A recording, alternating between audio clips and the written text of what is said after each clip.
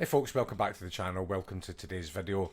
We're going to be taking a look at the RTX 3070 RAM usage, memory usage, FPS, playing Lockdown Quads on Warzone.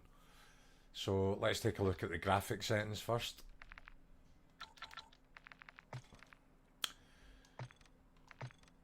We're running in full screen exclusive on my Samsung Odyssey. Graphics card is an RTX 3070. We've got our screen refresh rate set to auto. Our display resolution set to 1440. Aspect ratio automatic. Display gamma set correctly for a monitor. Brightness as you would like it to be. I would recommend having NVIDIA Reflex low latency on and boost. Some people say have it on, some people say have it on and boost. I think you definitely get a FPS boost when it is on and boosted. But I guess it just depends what CPU you're using. Eco mode set to custom, frame rate set to custom. I've got this set just 4 or 5 frames below the capability of my monitor. That is just something that most people, when you watch videos about FPS performance on PC, that's kind of what they recommend. Set it to custom and set it for the gameplay just below what your monitor is capable of. And then for these two, for the menu and out of focus, 70 and 30. Maximal for your render resolution, which is the quality is just reduced. It saves the load basically on your GPU. Focused mode, I don't know what it is. It's set at 90 anyway. HDR off because HDR just doesn't work with Warzone. And it pretty much doesn't work with PCs either. I mean, I guess for some of them, but I have used various televisions and monitors, good ones, and I think HDR on both the PlayStation 5, which I play on, and this PC is best set to off. So that's just making me apply that because I did change to full screen because for some reason it had gone to borderless. Right, let's take a look at these graphics. So I've got the preset as custom. Now if you look at this, it's slightly hidden by the render capture on the screen here of the PC performance. Render resolution is actually set to 1280 by 720. So just to make sense of that, I'm running the game at 1440. But then in here, I've got it turned down to 720 because you could just get just as good a picture for gaming by doing that. So it will save you a lot of FPS. To do that, you have to have dynamic resolution switched off and you have to have upscaling and sharpening set to NVIDIA DLSS, and then you change these next settings to quality and 50, and that will boost the clarity and crispness of your graphics. So whilst you may be running it at 50% of the render resolution for 1440, i.e. 1280 by 720, you then boost it back up by using NVIDIA DLSS, set to quality, set to 50. Path tracing and ray reconstruction is off. I've been told that setting your VRM scale target to 90 is the best. Variable rate shading off. This does give you a boost to FPS. I find the overall render of the graphics is not good when you use variable rate shading. If you're looking at any of the borders, the areas around the centre of the screen, they're really, really janky and glitched. Whereas if you switch it off, you get a nice, crisp, smooth picture. Everything else is set to low, very low, or off. So I'll quickly whiz you through this, otherwise we're going to be here all day. So here are the additional graphic settings for the RTX 3070. I do have bullet impacts on, which probably cost me about 2 frames. I'm really not going to sweat over that. but you can see everything else here. Okay, view as you want it, but I would recommend 120 field of view and affected, along with wide. That gives you the best field of view. And obviously, if you're playing on PC, you're going to be up against sweaty players, so you want to give yourself every advantage there. And I'll just quickly roll you through the rest of these if you're interested. That's how I've got mine set up. Let's jump into a game and see how many frames per second we can get. If you do enjoy today's content, I'd be really grateful if you could drop a like. Even consider subscribing. This is a new channel. Not my first time having a YouTube channel, but I just fancy the change, which I do sometimes. Really, I make YouTube videos out of interest for kind of myself to make decent videos, to learn things.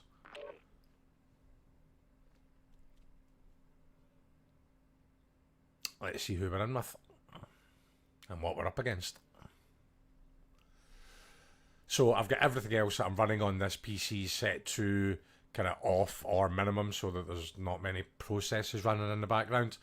But something to bear in mind is we are losing here about 20 frames, 30 frames because I'm recording this gameplay on a single PC.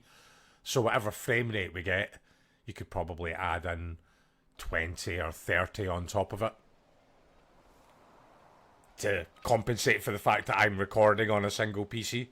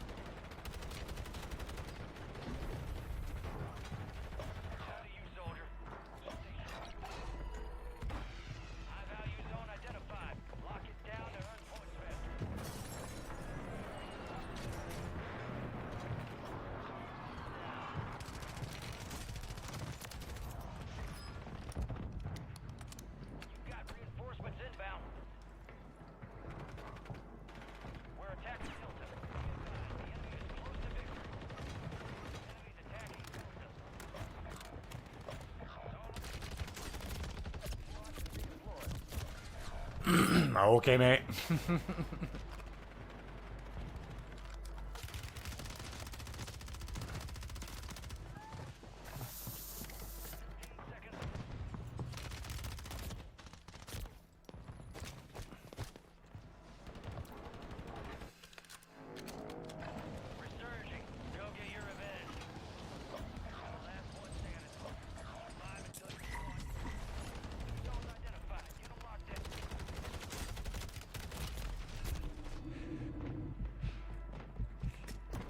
Little team of sweats.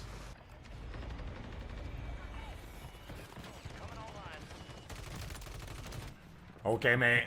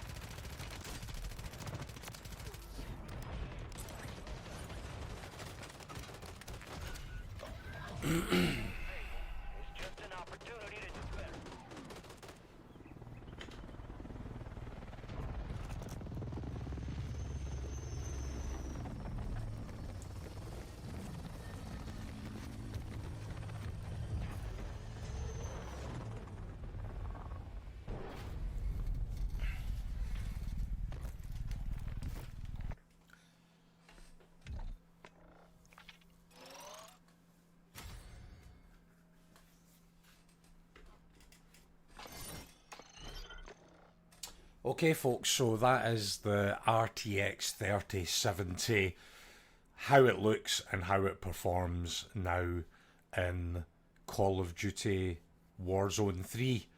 So, in terms of the system that I'm running, it's an Intel i7 11700 processor, 32 gig of RAM, the RTX graphics card, a Corsair motherboard, and then Corsair shell PC.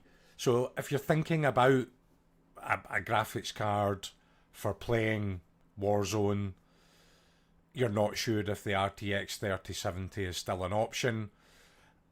I think it is. I think that the game runs very effectively using the graphics settings that I've shown you, but it will also top out at around about 120, 125 frames per second, running at 1440. It can run very smoothly at 4K, but obviously you lose some you know, oomph, some graphical oomph when you put it up to 4K. Or sorry, you gain the graphical wow factor, but you lose FPS. So, you know, if you're in with sweats and the games are hard, you're going to want every kind of FPS boost that you can get while you're playing the game. I'll make a video on full 1440 and 4K, and I'll post that up, and hopefully it may be of interest to some people. But I would say that, you know, provided you've got at least an i7 12th generation processor, at least 16 gig of RAM, and a 3070, I think you're all set for playing Warzone, especially if you're only going to play it at 1440 or 1080.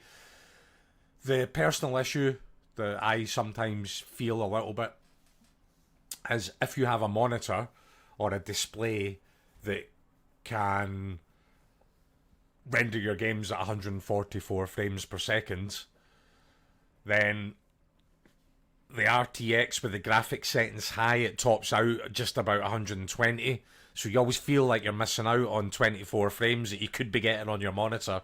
That's why I've chosen to play it with the graphics turned down a little bit. But I think, as you saw in the game there, they're still absolutely crystal clear. The game still looks amazing. Not like you're really losing out on anything.